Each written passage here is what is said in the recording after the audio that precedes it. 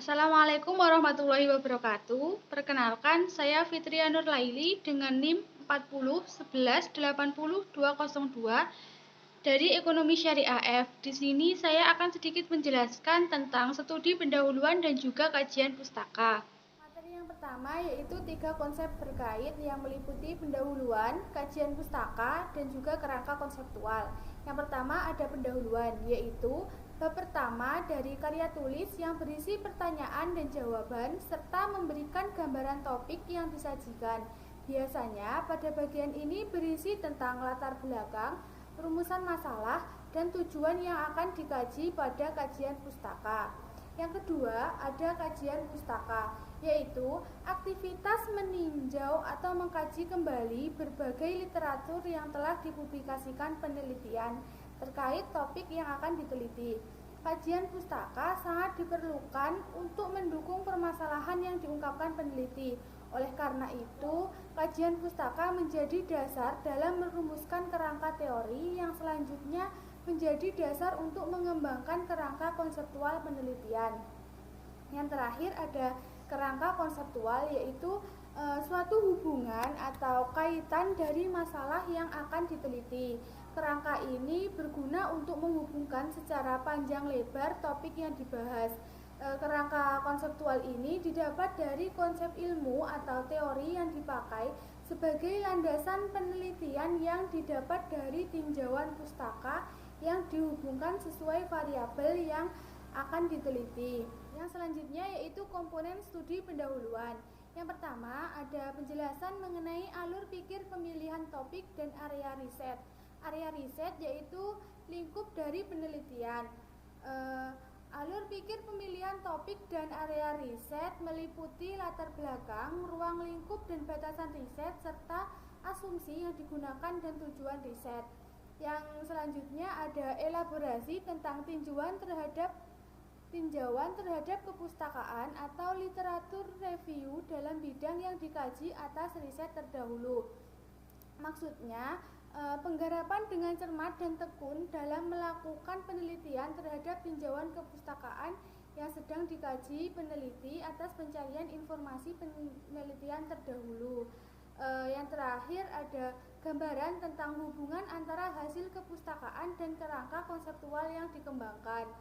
Maksudnya, pada studi pendahuluan, hasil penelitian didapat dari kepustakaan yang dikaji dari hasil teori, di mana teori tersebut didapat dari kerangka konseptual yang sedang dikembangkan secara bersamaan dengan kepustakaan tersebut.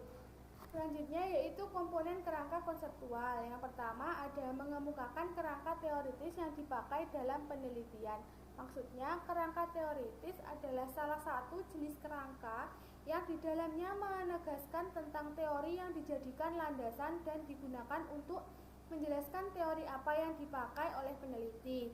Yang kedua ada mendeskripsikan hubungan antara masalah yang diteliti dan kerangka konseptual yang dipakai. Maksudnya, kerangka konseptual memberikan petunjuk peneliti dalam merumuskan masalah penelitian, dan dengan kerangka konseptual juga akan memberikan kemudahan peneliti untuk menentukan pertanyaan mana yang harus dijawab oleh penelitian yang dilaksanakannya, serta bagaimana menggunakan prosedur empiris sebagai alat untuk menentukan jawaban yang sesuai pokok tema penelitian. Yang ketiga yaitu menjelaskan hubungan antara kerangka teoritis dan penelitian terdahulu. Untuk mendeskripsikan teori yang dijadikan landasan, maka diperlukan adanya penelitian terdahulu, karena kerangka teoritis didapat dari banyak pendapat yang telah beberapa kali diuji kebenarannya, sehingga berlaku secara umum. Kerangka teoritis perlu dikemukakan deskripsi teori dalam kerangka konseptual. Materi selanjutnya yaitu komponen kajian pustaka. Yang pertama ada melakukan theoretical mapping atas karya terdahulu atas tema yang sedang diteliti, dan bukan sekedar menjelaskan komponen pada tema secara berdiri sendiri. Ini karena hasil informasi ilmiah yang dihasilkan penelitian terdahulu merupakan bahan kajian pustaka yang berharga bagi peneliti untuk menelaah temuan-temuan empiris oleh peneliti terdahulu yang sesuai tema pokok bahasanya, sehingga memudahkan peneliti berikutnya untuk menentukan celah pintu masuk penelitian, melihat apa saja variabel penelitiannya, sehingga penelitian berikutnya dapat menentukan variabel yang berbeda dari penelitian yang terdahulu.